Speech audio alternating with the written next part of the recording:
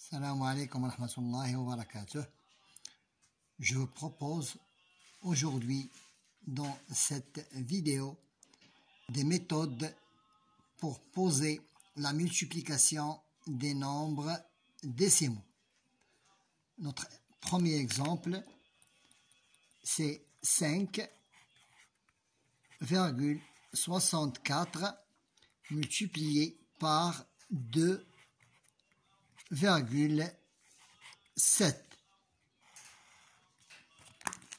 7 fois.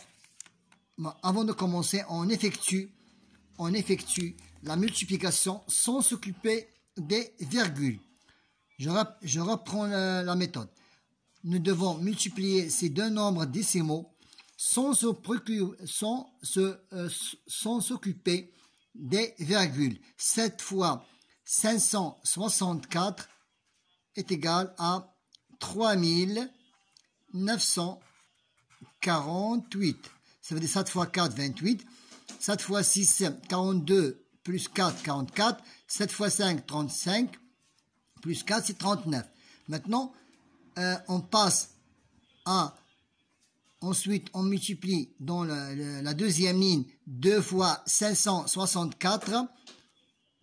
Mais sans oublier de poser, d'ajouter ou bien de placer un 0 dans les unités pour qu'on puisse multiplier 2 fois 564. Le produit sera, c'est 8 fois 2, 8 fois 4, 8, 2 fois 4, 8, 2 fois 6, 12. Je retiens une dizaine. 2 fois 5, 10 et 1, 11. Maintenant, on additionne les deux lignes. Maintenant, on additionne les deux lignes. 8 plus 0, c'est 8. 8 plus 4, c'est 12. 9 plus 2, 11. Et la retenue, c'est 12. Je retiens une dizaine. 4 plus 1, c'est 5. Et le 1. Maintenant, comment faire pour ajouter les virgules? On place la virgule au résultat en tenant compte du nombre total des chiffres. Ça veut dire, nous avons ici deux chiffres après la virgule. Et ici, nous avons un chiffre après la virgule. Donc, on compte le nombre de chiffres qui sont après la virgule, on obtiendra 3 chiffres. Donc, on compte le nombre total de chiffres après la virgule dans les facteurs. Ça veut dire 5,64, on appelle le premier facteur. 2,7, c'est le deuxième facteur. Donc, ici, il y en a 3. Ici, il y en a 3 chiffres après la virgule. Le résultat compte 3 chiffres. 1, 2, 3. Voilà. Maintenant, passons au deuxième exemple.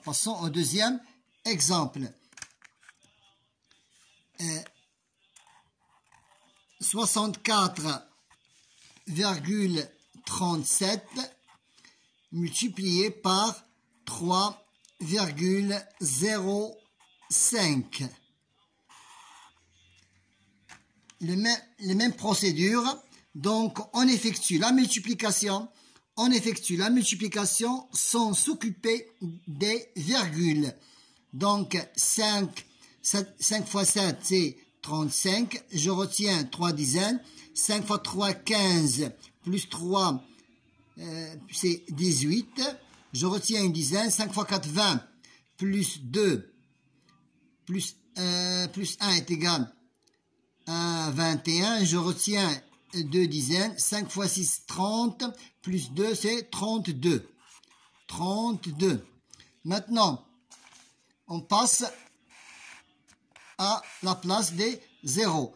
Mais au lieu, maintenant, pour éviter d'écrire deux lignes de 0, ça veut dire 0 fois 7, 0 fois 3, pour éviter d'écrire deux lignes de 0, une ligne ou bien une ligne de 0, lorsque je multiplie les dizaines, je commence le calcul des centaines. Maintenant, je remplace le 0 dizaine par un autre 0. Donc, pourquoi? Pour éviter d'écrire une ligne de 0.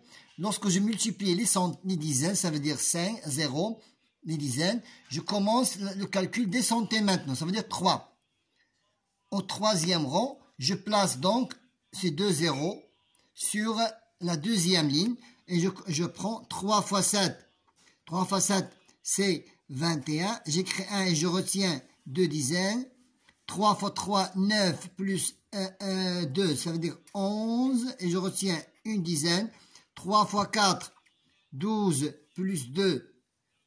3 fois 4, 12 plus une dizaine, ça veut dire 13. Je retiens une dizaine. 3 fois 6, 18. 3 fois 6, 18. Plus une dizaine, c'est 19. Voilà. Maintenant, on additionne les deux étapes, ou bien les deux lignes. On additionne les deux lignes. 5,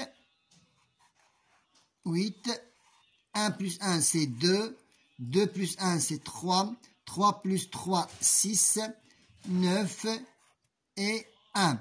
Maintenant, on place correctement la virgule au résultat selon le principe le principe suivant. Donc, on compte le nombre total, on compte le nombre total des chiffres après la virgule.